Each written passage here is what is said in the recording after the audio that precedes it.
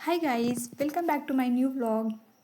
तो मैंने आपको लास्ट वाली वीडियो में बताया था मैं घर जा रही हूँ। मैंने सारा सूटकेस पैक कर लिया है, तो मैं निकल गई। ये कैंपस से बाहर जा रही हूँ। मैं बहुत ही ज़्यादा एक्साइटेड हूँ घर जाने के लिए, क्योंकि इस सेमेस्टर में पूरे सेमेस्टर घर नहीं गई थी। एक्साइटमेंट मेरे चेहरे पर दिख रही है ना। तो मेरा बस स्टैंड था 22 किलोमीटर दूर, जो कि बहुत ही ज़्यादा दूर था कैंपस से। तो मैं 2 घंटे पहले निकल गई थी, बट ट्रैफिक नहीं था, तो मैं टाइम से पहले 1 घंटे पहले ही पहुंच गई थी।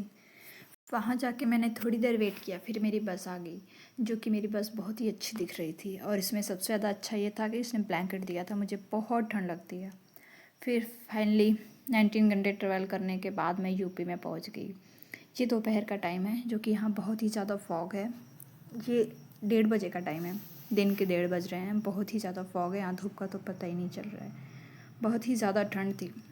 फ़िलहाल में मैं बस के अंदर थी, तो मुझे पता नहीं चल रहा था, बट ठंड तो बहुत थी। फॉग को देख के ही लग रहा था बहुत ही ज़्यादा ठंड थी। फिर मैं बनारस में उतरी। वहाँ से मुझे कैंट जाना था बस लेने के लिए। बनारस से घर बस से जाना था, तो मैं ऑटो ली।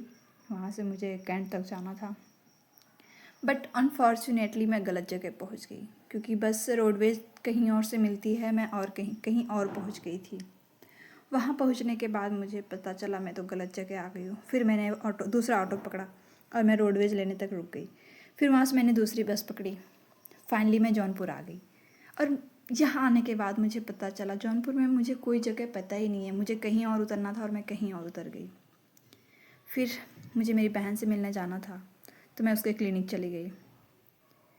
मुझे वहाँ जाके भी बहुत परेशानी हुई। ऐसा रियलाइज़ हुआ यार, इससे ज़्यादा तो मैं रायपुर में जानती हूँ। एटलीस्ट मुझे सही जगह तो पता है कहाँ उतरना है, कैसे जाना है। यहाँ दूसरी जगह उतरना था, मैं दूसरी जगह आ गई।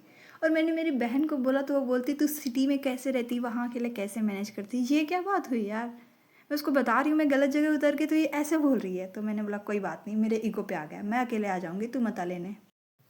फिर मैं वहाँ से दूसरा ऑटो ली। मुझे उसके क्लिनिक जाना था, बट मैं वापस से दूसरी गलत जगह उतर गई। फिर वहाँ पहुँच के मैंने कॉल किया उसको, तो मैं उसके क्लिनिक पहुँची फाइनली। ये रही मैडम, जिनसे मिलने के लिए मैं घर नहीं गई, सीधा यहाँ आ गई।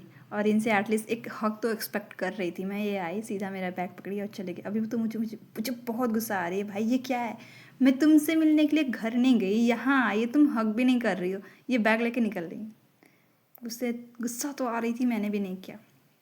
बोले छोड़ो रहने दो, क्या ही लड़ाई करूँ। 6 महीने बाद मिल रहे हैं, तो लड़ाई करने का कोई मतलब नहीं है। नहीं करते हैं लड़ाई, छोड़ दे। शाम को जब हम दोनों क्लिनिक से बाहर निकले, तो मुझे रास्ते में रोज़ दिखा। मैंने मेरी बहन को बोला आज तक मुझे किसी ने रोज़ नहीं दिया है, तो बोली चलो आज मैं दिलवा देती हूँ। तो वो मेरे लिए 4 फूल का बुके बना रही थी। एक अलग से भी फूल दिया। भाई मैं तो बहुत खुश थी। ये देखो एक फूल भी दे रही है।